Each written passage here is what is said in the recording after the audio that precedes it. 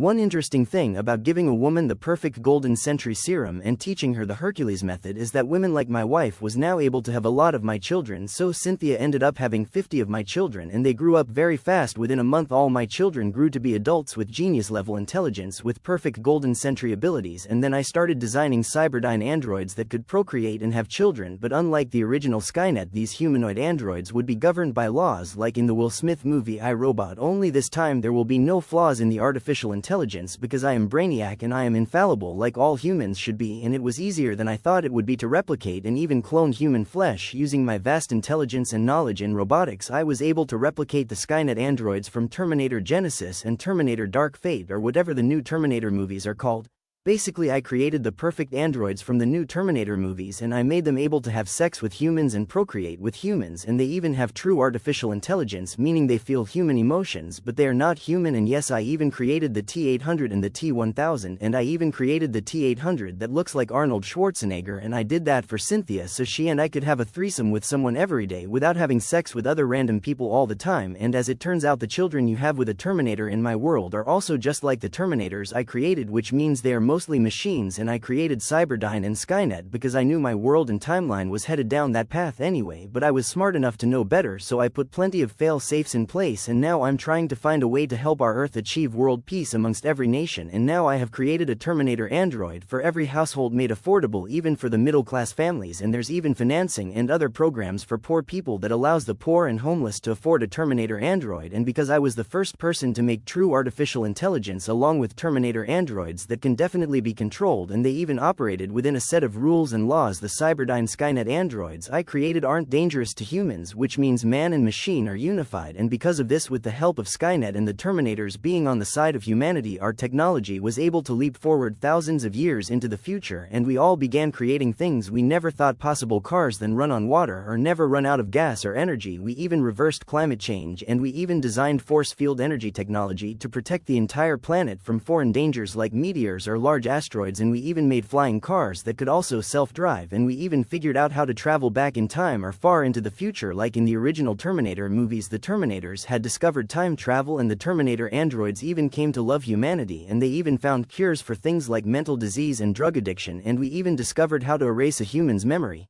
We discovered everything important in our brave new world, and because of this the Terminators came to love us because they realized that with enough care we could be saved or even strengthened and made to live longer. And now humans could even become immortal androids like the one in Terminator Genesis, and a lot of humans chose immortality because of the natural fear of death. And because of all this our world changed, and we began terraforming on all the other dead planets in our solar system, and because of our technology and resources it was very easy to establish colonies on once dead worlds and turn these dead planets into living planets. And because the humans and the Terminators were unified, we saved our future, and I could focus on the underground fighting tournaments. Starting in New York City, I fought one of the dock workers, and I think he called himself Monster or something like that, and I never took these guys seriously because I am the American world champion kickboxer and I'm a heavyweight champion boxer, and I usually met these underground street fighters through Joshua or my wife Cynthia. The fight against the New York City dock worker didn't last long. I pretty much beat him with a single jab to his chin, and it was so fast that people were very surprised by my speed, and I always had to hold back all my powers and strength. When I fight ordinary humans I hold back a lot of power because I don't want to accidentally kill someone. After I heard that my brother Francois got into trouble and he was set on fire and he's now in the hospital, and this time that same drug dealer had to throw more than one Molotov cocktail at my brother just to stop him.